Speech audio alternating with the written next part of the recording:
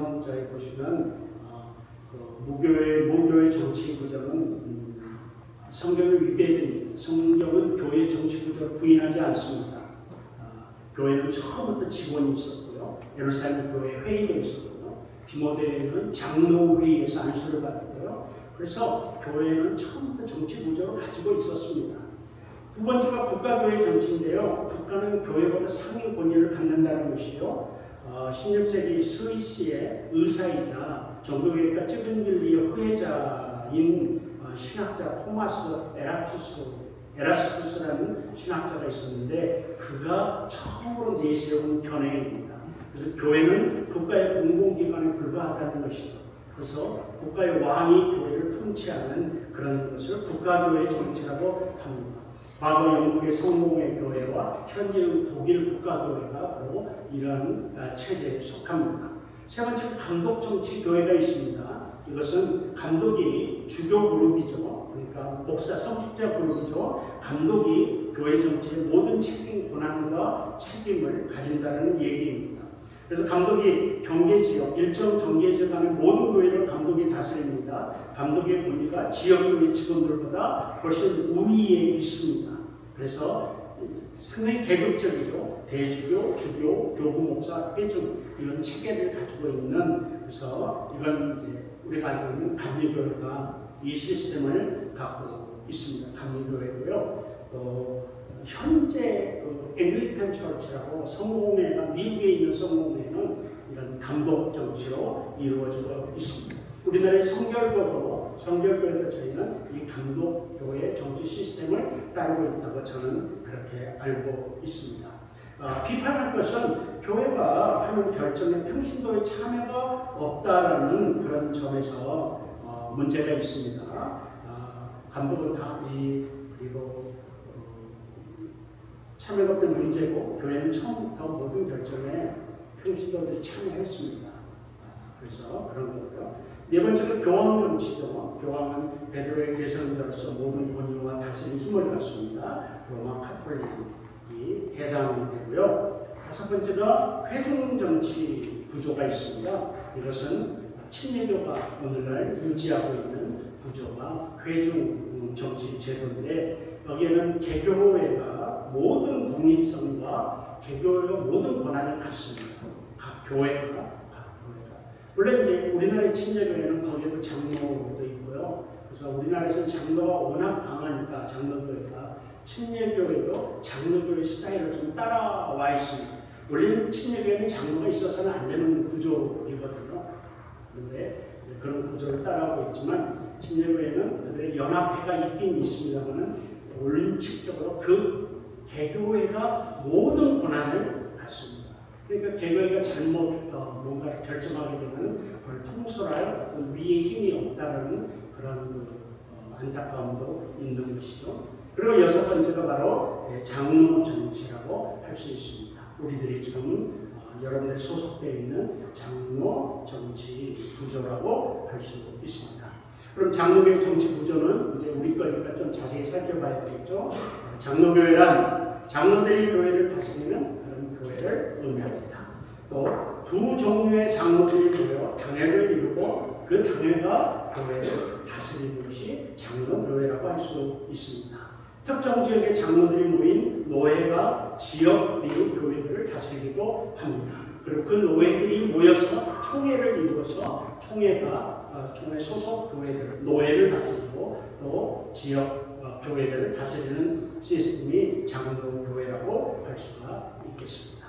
장로교회 형성에 끼친 5명의 신학자가 있는데요. 쯔벤길리와 마르틴 부처, 블링거, 칼빈, 잔 녹스 이런 사람들이 통해서 장로교회가 만들어지기 시작했습니다.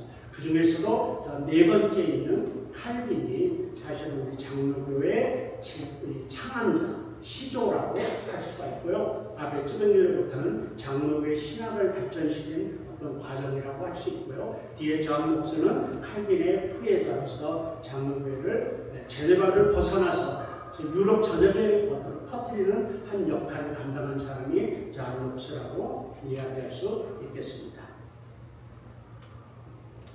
장로교회 발전을 보게 되면 16세기 존 칼빈이 장로교의 정치 구조를 창안하였죠. 칼빈은 1541년 제네바에 처음으로 장로교회를 접목했습니다. 이렇게 해서 발전된 장로교회는 여러 발전 단계를 거쳐서 지금도 전 세계적으로 퍼져나가고 있다고 보여집니다. 한국의 장로교회는 미국과 캐나다 장로교회의 영향을 받았습니다. 1885년 언더우드와 알렌이 한국에 들어오므로 이 중에 언더우드가 장로교 선교사였죠. 시작되었습니다. 그런데 정작 우리 장로회가 한국에서 발전된 계기는 1891년 잔 리비우스라는 중국 선교사가 있었습니다. 이 중국 선교사가 중국에서 30년 동안 선교를 했는데 이 선교사가 실패했어요. 자기 스스로 실패했어요. 잘 안 되는 거예요. 30년이나 중국에서 선교사를 했는데. 근데 이 잔 리비우스가 이제 고향으로 안식년을 떠나는데 한국을 잠깐 들린 거예요. 그리고 원로 선교사였죠. 원로 선교사. 근데 그때 이제 우리 한국에는 이제 카리지를 졸업하고 성경 바이블 스쿨을 졸업하고 젊은이들이 선교사로 잔뜩 와 있었거든요. 그래서 이들이 이 지나가는 리비우스에게 우리에게 좀 한 수 가르쳐 주십시오라고 했어요. 그래서 집회를 하게 됐습니다. 선교사들이 이 원로 선교사에게 한 수 배우겠다고. 그때 리비우스는 자기의 선교 30년을 돌아보면서 이래서는 안 되겠더라 하는 면을 한국의 젊은 선교사들에게 전수하기 시작했습니다. 이렇게 해라가 아니라 내가 해보니까 이건 안 되겠더라. 이렇게 하니까 성경 효과가 없더라 해가지고 이렇게 그 내용을 이제 리비우스가 젊은 선교사들에게 가르쳤죠. 이것이 그때 가르친 것이 리비우스 원리라고 이렇게 해서 한국 선교사 장로교회는 이 원리를 대폭적으로 받아들였습니다. 그래서 자전 그러니까 선교지 교회가 스스로 알아서 하는 게 잔 리비우스의 원리입니다. 그러니까 선교사가 돈을 대주고 이런 것도 좋지만 직접적인 것보다 중국을 그렇게 선교했더니 아무런 효과가 없다라는 거예요. 그래서 이제는 선교지에서 무조건 주는 게 아니라 거기에 선교지 국민들이 백성들이 무슨 일을 하도록 해라라는 게 리비우스 원리의 전형적인 핵심입니다. 그래서 전도도 그들이 하겠구만, 교회 운영도 그들이 하겠구만. 이 원리들이 다 받아들여져서 우리나라는 처음부터 교회를 지을 때 우리들이 했습니다. 외국의 도움을 그렇게 받지 않았습니다. 우리나라. 그래서 우리 장로교가 그 원리를 받아들임으로 인해서 폭발적으로 이렇게 한국에서 세력을 확보하게 된 주요 원인이 되었습니다. 이렇게 되고요. 그리고 이제 그러면 장로교회가 성경적 원리를 좀 볼 수가 있겠죠. 성경적 원리는 무엇이겠는가? 그것은 칼빈이 초대교회에서 장로교회 구조를 발견했습니다. 초대교회가 회당이나 사내들에 정착되어 있던 장로로 구성된 전통적인 지도 체계를 받아들였으면 자연스러웠을 거라고 칼빈은 본 것입니다. 그래 칼빈이 이제 우리 초대교회가 예루살렘 교회로부터 시작되지 않았겠습니까? 근데 예루살렘 교회도 이제 그 구조가 형성이 될 수밖에 없죠. 사람이 모여들면 구조가 만들어질 수밖에 없는 것이죠. 그러면 초대교회 예루살렘 교회가 그 구조를 어디서 따왔겠느냐 했을 때 칼빈이 생각하기를 그 전에 유대인의 조직에는 회당 조직이 있고 사내들인 조직이 있었어요. 근데 회당과 사내들인 조직의 구약 성경이나 쪽 역사서를 보면은 당연히 거기에 지도 체제는 장로들이었습니다. 장로들이었죠. 그러니까 초대교회에서도 그 사내들이나 회당에 있었던 그걸 그대로 따오지 않았겠느냐, 그들의 형편에 알맞게끔. 칼빈은 이렇게 본 것입니다. 그래서 칼빈은 교회의 가장 오래된 정치 구조 체계는 장로교회다, 이런 생각을 했고요. 그래서 제네바에서 칼빈이 제네바 교회를 개혁할 때 이 장로 정치 제도를 만들었죠. 그래서 장로교회 성경적 근거는 로마서 12장 8절이나 고린도전서 12장 28절, 디모데전서 5장 17절, 여기에 보면 전부 다 다스리는 자라는 말이 나옵니다. 다스리는 자. 그래서 이 다스리는 자가 이 칼빈이 그래, 다스리는 자 이꼴 장로 이렇게 해서, 그리고 장로의 두 종류 이렇게 발전시켜서 장로교회라는 제도를 만들어냈다고 할 수 있습니다. 칼빈은 이상의 그런 성경 구조를 근거로 예수님께서 다스리는 권세를 특정한 사람들에게, 아까 앞에서 말했던 직원들이죠. 위임해 주셨다고 주장했고 그들은 그 특정한 사람들은 장로로서 도덕적 가르침과 재판의 권세를 가졌고 그런 교회를 다스리는 이 제도가 초기 칼빈이 장로교회를 창안할 때 생각하는 아주 기본적이고 원칙적인 생각이었습니다. 그러면 이런 장로교의 특징이 무엇이겠습니까? 장로교의 특성을 우리가 한번 볼 수가 있는데요. 첫째, 다양한 형태의 장로교회가 세계 곳곳에 존재합니다. 그러나 기본 신학과 원리는 같습니다.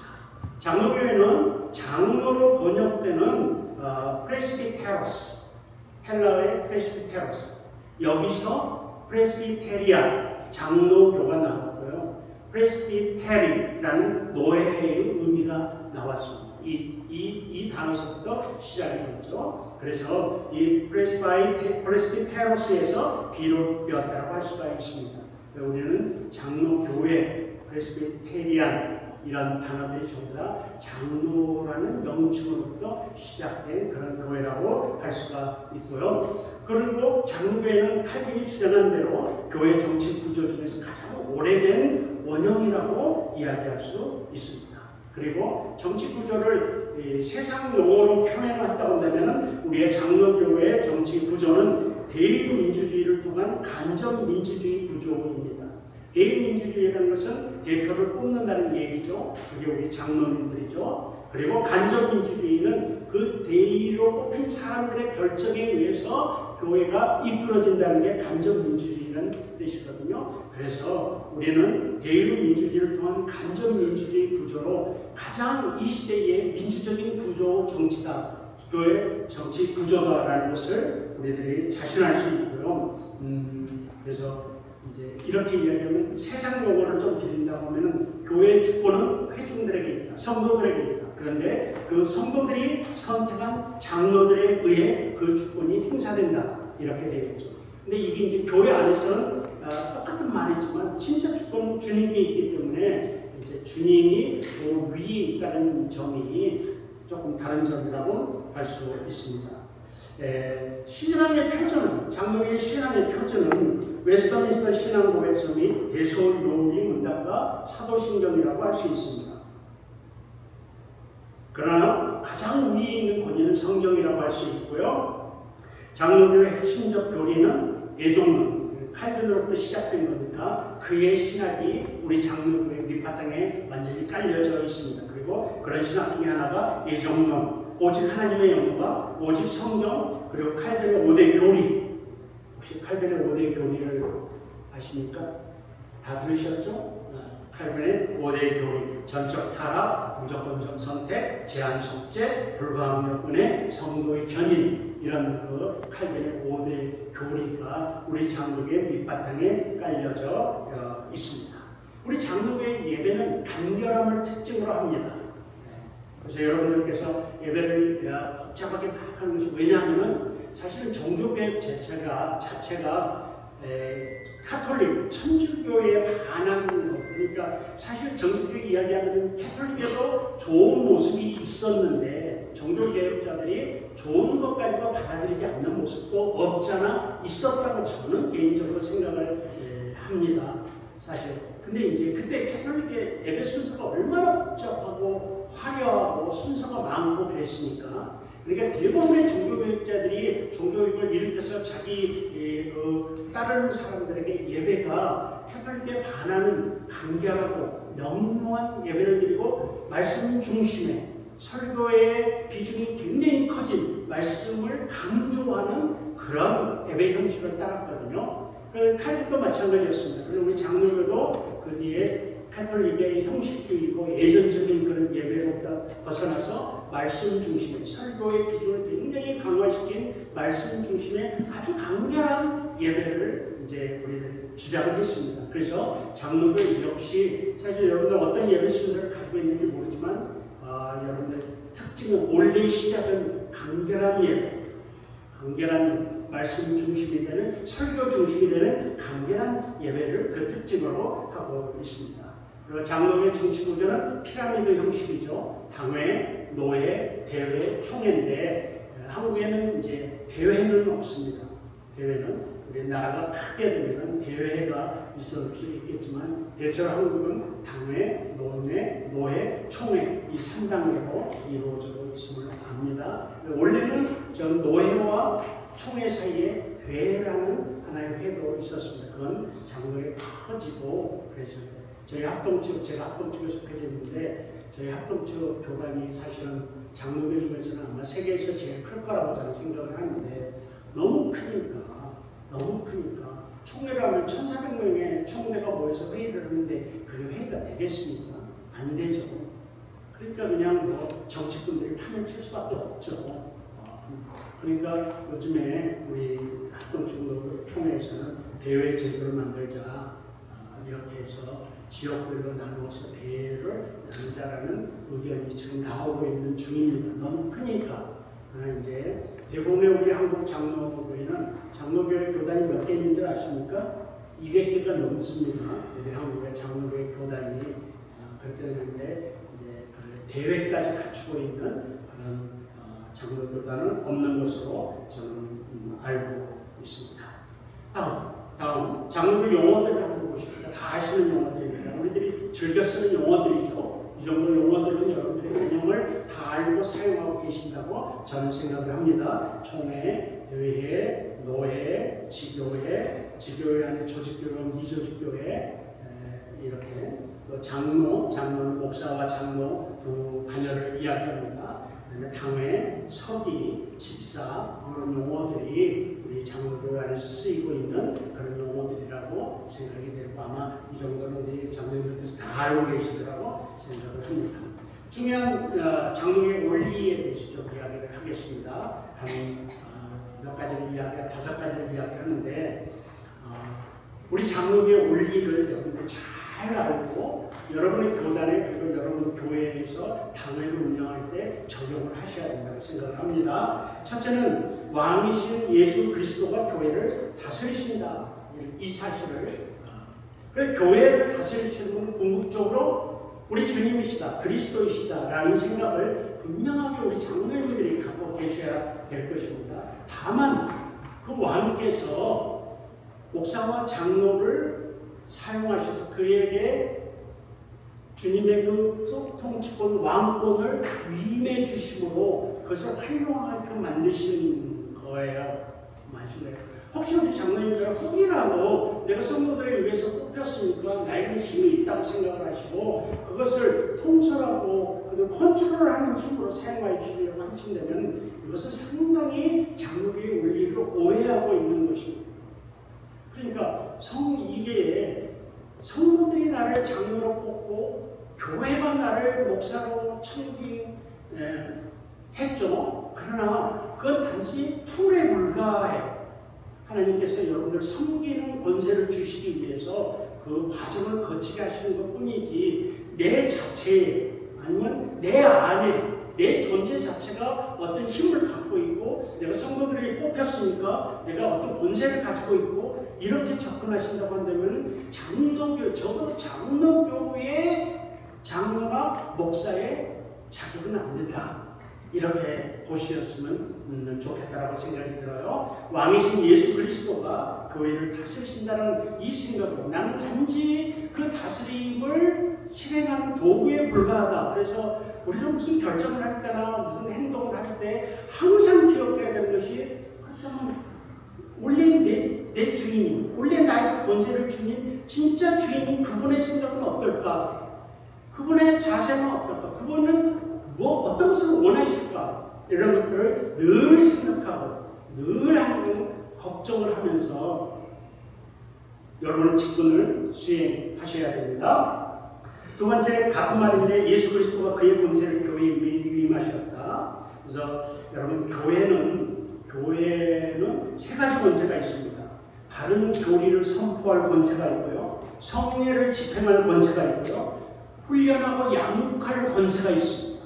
이 세 가지 권세가 우리 교회의 주인이신 예수님으로부터 주어졌는데 그 일을 하게끔 하기 위해서 장로님들, 목사님들, 제가 앞으로는 장로님은 목사와 장로 둘 다 포함됩니다. 좀 교회 정치 시간이니까 장로님들을 선출하셨고 또 임명하셨고 이렇게 했다는 것을 기억하셨으면 좋겠습니다. 그래서 그 권세를 말씀, 바른 교리, 말씀을 선포할 권세, 성례를 집행할 권세, 훈련하고 양육할 권세, 이 권세를 진짜 주인이신 예수님의 눈치를 봐가면서 정말 잘 실행해야 될 것입니다. 예수 그리스도는 직원을 통해 교회를 다스리신다. 왕으로서의 예수님이죠. 예수님은 특정한 사람을 택하시고 부르시어 그들에게 직분과 법과 견책을 주셔서 가시적으로 교회를 다스리게 하셨다. 예수님은 직원들과 그리고 기록된 성경 말씀을 수단으로 해서 교회를 다스리신다. 그러니까 예수님께서 교회의 주인이신 왕이신 예수님께서 교회를 다스리는 두 가지 툴이 있는데 하나는 기록된 성경 말씀이고 다른 하나는 직원이에요. 이 직원은 장로들을 의미하죠. 우리 장로교회에서 장로에서. 여러분 그러니까 굉장한 책임이 있고 사실은 주님 앞에서 상당한 특권도 있으나 동시에 특권보다는 훨씬 큰 책임이 있습니다.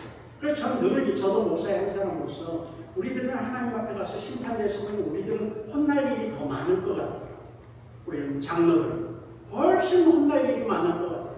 평신도들보다.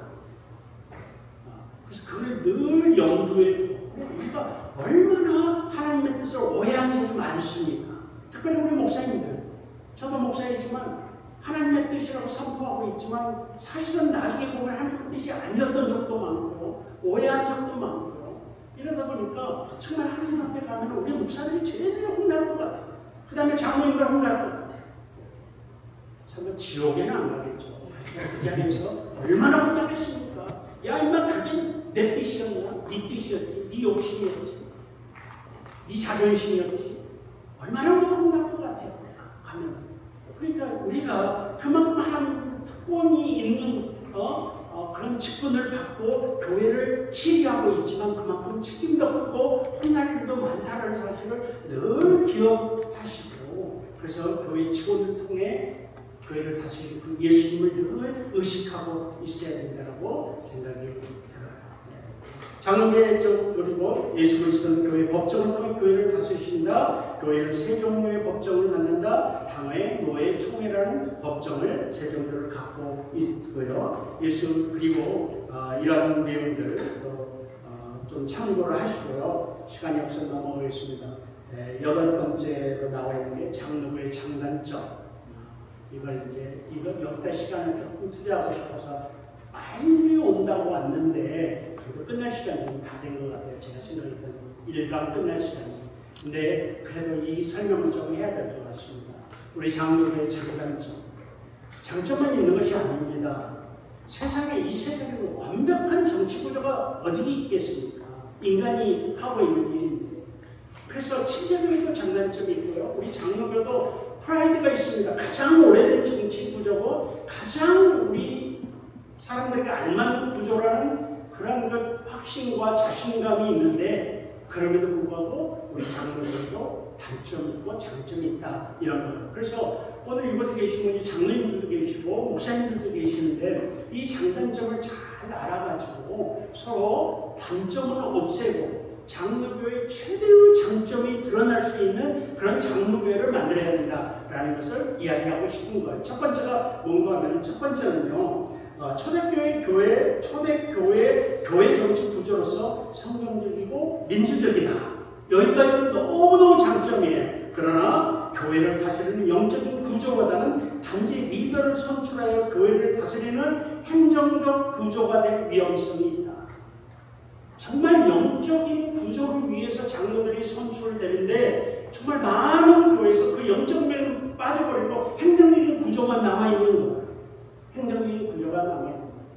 여러분 저는 미국에서 목회를 했는데 미국에는 좀 진보 교단도 많이 있습니다. PC USA라는 교단이 있습니다. 이런 교단에 가서 보면 장로를 뽑을 때 여자에서도 뽑아야 되고요. 젊은이에서도 뽑고 20대에서도 뽑아야 되고요. 그러니까 장로를 뽑을 때 영적인 어떤 구조로 하나님의 통치를 위임해서 장로를 뽑는 게 아니라 교회를 다스리기 위한 민주적인 구조에서 각 계층에서 장로가 나와야 된다는 거예요. 이게 그러니까 이건 우리 장로교 완전히 변질된 모습 중에 하나예요. 우리들은 장로의 위치는 영적인 리더의 위치라고 할 수가 있습니다. 그렇기 때문에 행정적인 구조만 남아가지고 껍데기만 남아가지고 오히려 그 껍데기가 우리의 본질을 잡아먹는 일이 없도록 하는 그런 것. 그래서 장로교회가 여러분들 굉장히 보수적인 이제 교단으로 제가 알고 있는데 하여튼 모든 교단은 보수에서 진보로 흘러가게끔 되어 있습니다. 이게 우리 인간의 흐름입니다. 우리 합동처도 제가 어렸을 때에 비하면 지금 너무너무 진보적으로 가 있습니다. 이렇게 가 있어요. 그래서 모든 교단은 보수에서 출발해서 진보로 흘러가는 흐름을 갖고 있습니다. 여기 나이 드신 우리 장로님들은 이 교단이 시작할 때와 지금 비교해보면 지금 훨씬 진보적으로 가 있지 않습니까? 지금 자유주의적으로 가 있지 않습니까? 이런 거 감히 예배 시간에 박수를 치다니. 지금 이렇게 가고 있는 거예요. 이런 식으로 가고 있어요. 근데 이제 이렇게 가는 과정 속에서 장로의 위치가 진보 쪽으로 가 있는 거예요. 그건 뭐냐면 단순히 하나님의 종보다는 단순히 행정을 위한 교회 조직을 위한 하나의 위치로 장로들이 역할을 감당해야 되는데 혹시 여러분들의 교회가 지금 그렇게 되고 있다고 한다면은 목사님, 그 교회 목사님이나 장로님이나 정말 잘 생각하셔야 됩니다. 정말 잘 생각하셔야 됩니다. 그래서 우리 장로회가 성령적이고 민주적인 정말 탁월한 구조이지만 잘못되다 보면은 행정적 구조로 껍데기만 남아있는 어떤 행정적 구조로 가버릴 수 있다라는 것입니다. 두 번째, 두 장로 간에 보완하고 점검하고 감독하는 구조이다라고 했습니다. 그러니까 여러분 이제 여기서는 우리 여기 목사님들 생각이 좀 다를 거고요. 장로님들 생각이 좀 다를 겁니다. 이렇게 되는데 장로님들은 우리 장로교니까 장로가 다스려야 되는 거 아니야? 이렇게 생각하시는 분도 많이 있을 수도 있고요. 저는 우리 장로교의 구조가 모자이크 그림이라고 학생들에게 가르칩니다. 모자이크는 뭡니까? 모자이크는 멀리서 봐야 아름다운, 가까이서 보면 쪼가리만 보여요. 모자이크 그림 있죠? 쪼가리만 보여서 가까이서 보면 아름다움을 몰라요. 그런데 멀리서 보면 전체가 조화되어 있는 거예요. 여러분, 제가 우리 많은 분들에게 죄송한 제 생각을 좀 말씀드리면 여러분이 조금 그런가 하고 의아하게 바라볼 수도 있겠지만 말씀드리고 싶은 것은 담임 목사가 하나님의 뜻을 100% 알아낼 수 있나요? 아니면 유력한 장로, 그 교회에 들었다 놨다 하는 장로님이 계시다고 해봐요. 그럼 그 장로님이 하나님의 뜻을 100% 알아낼 수 있나요? 그렇지 않아요. 그렇지 않습니다. 전혀 그렇지 않습니다. 하나님이 만약에 하나님의 뜻을 100% 알려준다고 한다면 그건 예수님이지 우리 목사 인간이 아닐 것입니다. 그 예수님도 기도하면서 하나님의 뜻을 알아내지 않습니다. 이걸 우리가 생각한다고 한다면은 하나님에게는 우리가 교회를 다스리라고 하고 목사와 장로를 그 교회에 주셨다고 한다면은 하나님은 하나님의 뜻을 일부분씩 다 보여주신다고 생각을 해요. 근데 그걸 캐치해낸 목사나 장로가 불완전해요. 모자이크 한 조각이 불과해요. 진짜 아름다움을 이루어내기 위해서는 그런 모자이크들이 각각 장로님들도 하나님의 뜻을 생각해내고 목사도 하나님의 뜻을 생각해내는 그 조각들을 다 이렇게 모으잖아요. 모으면은 한 조각은 불완전하고 멋이 없지만 전체를 모아놓으면은 아름다운 모자이크처럼 하나님의 뜻을, 그 교회를 위한 하나님의 뜻을 같이